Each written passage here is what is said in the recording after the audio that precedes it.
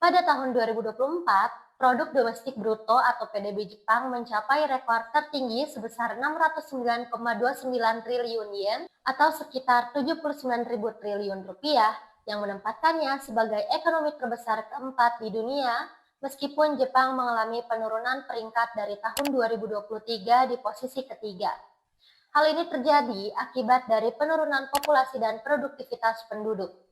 Meskipun begitu, banyak sekali nilai-nilai kebaikan yang tertanam dalam budaya perusahaan Jepang, yang membuat Jepang bisa disebut sebagai negara yang ajaib, karena pemulihan ekonominya terbilang cepat setelah kejadian pemboman daerah Hiroshima dan Nagasaki serta Perang Dunia Kedua. Dan hari ini, Resti akan membahasnya untuk kalian. So, tonton video ini sampai habis agar kamu mendapatkan informasi yang bermanfaat. Let's go!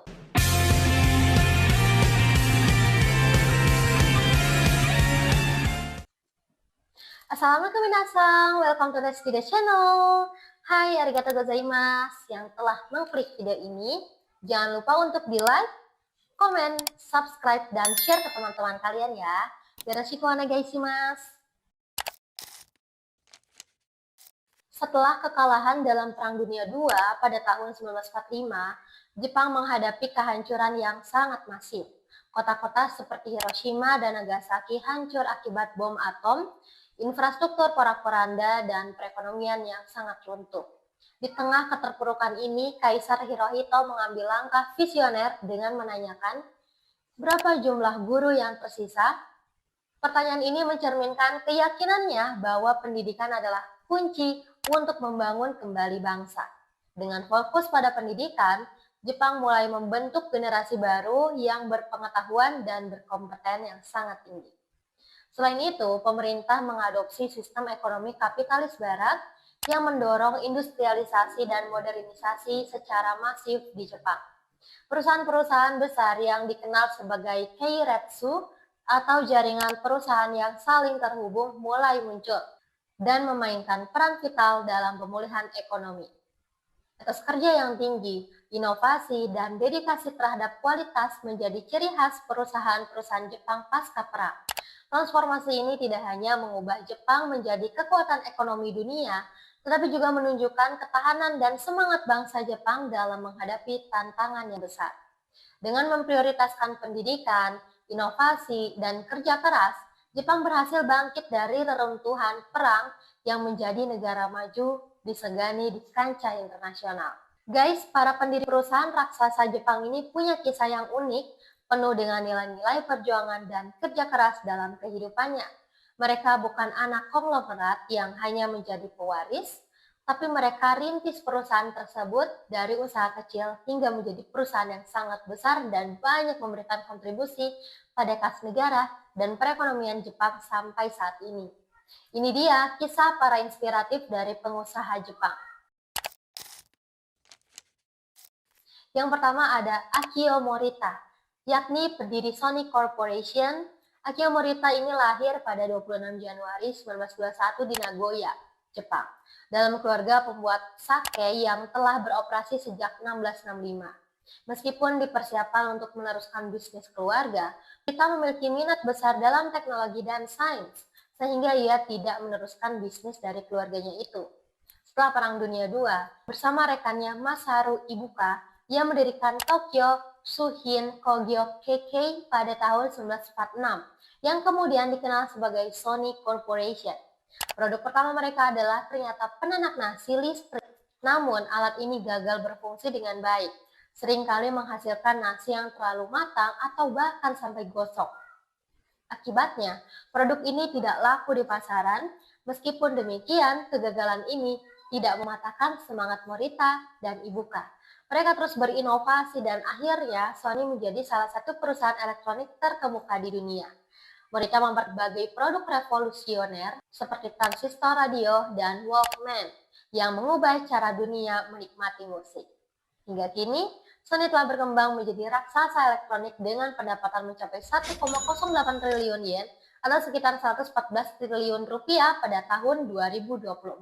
Yang kedua ada Soichiro Honda, yakni pendiri Honda Motor Co. Ltd. Soichiro Honda lahir pada 17 November 1906 di Hamamatsu, Jepang. Sejak kecil, ia tertarik pada mesin dan otomotif. Soichiro Honda juga pernah mengalami berbagai rintangan sebelum mencapai kesuksesannya. Salah satu tantangan terbesar yang dihadapinya adalah penolakan saat melamar pekerjaan di Tokyo sebagai insinyur. Namun, penolakan ini justru memotivasi Honda untuk memulai usahanya sendiri.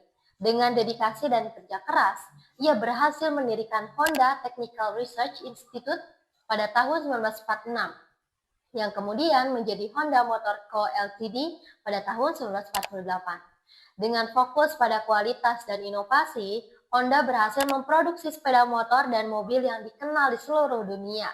Saat ini, Honda merupakan salah satu produsen otomotif terbesar dengan pendapatan yang mencapai triliunan yen. Yang ketiga ada Konosuke Matsushita, yakni pendiri Panasonic Corporation. Konosuke ini lahir pada 27 November 1894 di Desa Wasa, Wakayama, Jepang. Meskipun berasal dari keluarga yang berada, keluarganya mengalami kebangkrutan akibat kerugian dalam berspekulasi di pasar beras. Ya, intinya adalah ayah Konosuke ini kurang pengetahuan dan pengalaman dalam berinvestasi di pasar beras yang mengakibatkan kerugian besar dan menjual semua aset yang dimilikinya, sehingga memaksa mereka menjual tanah dan rumah, serta pindah ke Osaka untuk bekerja di sana. Pada usia 9 tahun, Matsushita ini mulai bekerja di toko sepeda untuk membantu perekonomian keluarga. Pengalaman ini memberinya keterampilan teknis dan pemahaman tentang bisnis. Pada usia 16 tahun, Matsushita bekerja sebagai magang di Osaka Electric Light Company. Di sana, ia mengembangkan sebuah ide untuk membuat soket lampu baru yang lebih efisien. Namun, atasannya menolak semua konsep tersebut, yang menganggapnya tidak praktis dan tidak layak untuk dikembangkan. Meskipun mendapat penolakan, Matsushita ini tetap percaya pada idenya. Pada tahun 1917, ia memutuskan untuk meninggalkan pekerjaannya dan memulai usaha sendiri dari rumahnya. Bersama istri dan beberapa rekannya, mereka memproduksi soket lampu tersebut. Awalnya, produk mereka tidak laku di pasaran, dan mereka menghadapi kesulitan finansial yang cukup serius. Di tengah keputusasaan, Matsushita tidak menyerah. Ia terus menyempurnakan desain produknya dan mencari cara untuk memperkenalkannya ke pasar. Dan secara perlahan, produk mereka mulai dikenal dan diminati.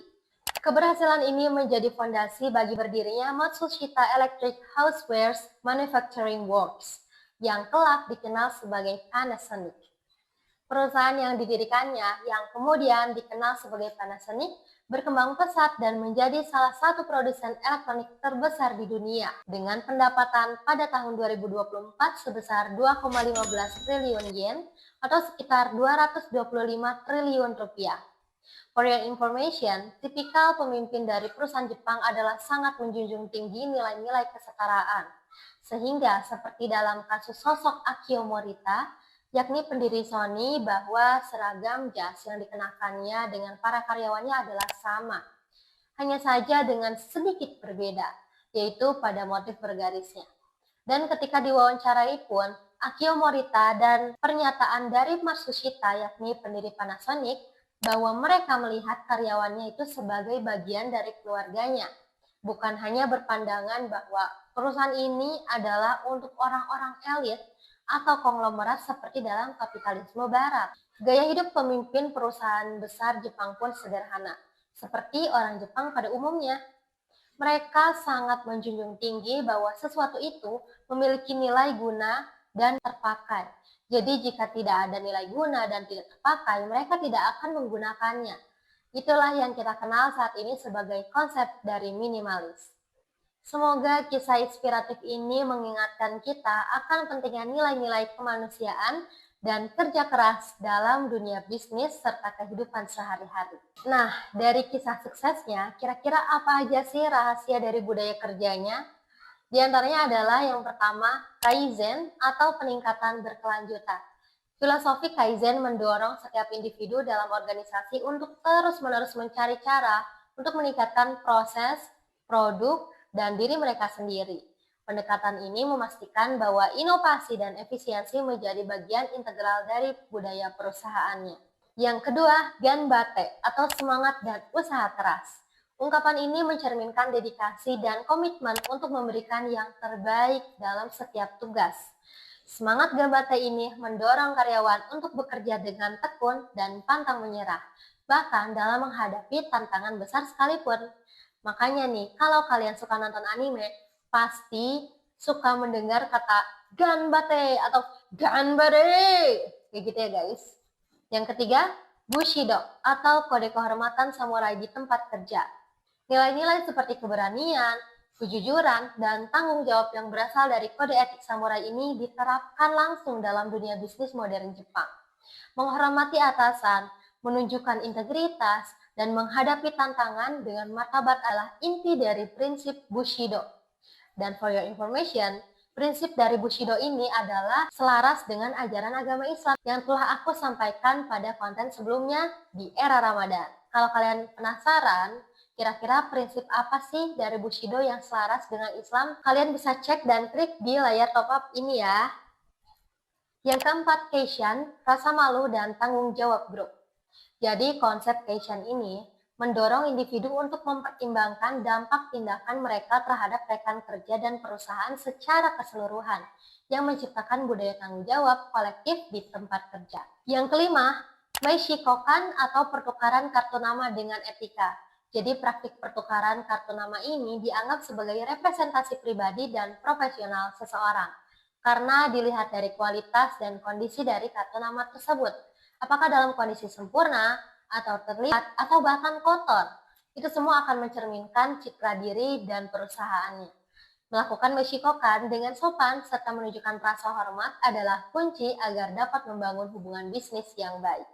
Selain konsep-konsep di atas, beberapa faktor lain yang berkontribusi pada kesuksesan perusahaan Jepang seperti pada pengambilan keputusan melalui jalan musyawarah hingga mencapai kesepakatan bersama, lalu fokus pada masalah sebelum mengambil keputusan yang tepat, lalu melakukan metode Kaizen untuk mendorong komunikasi terbuka dan transparansi antara semua level karyawan dan meningkatkan kepercayaan serta kolaborasi.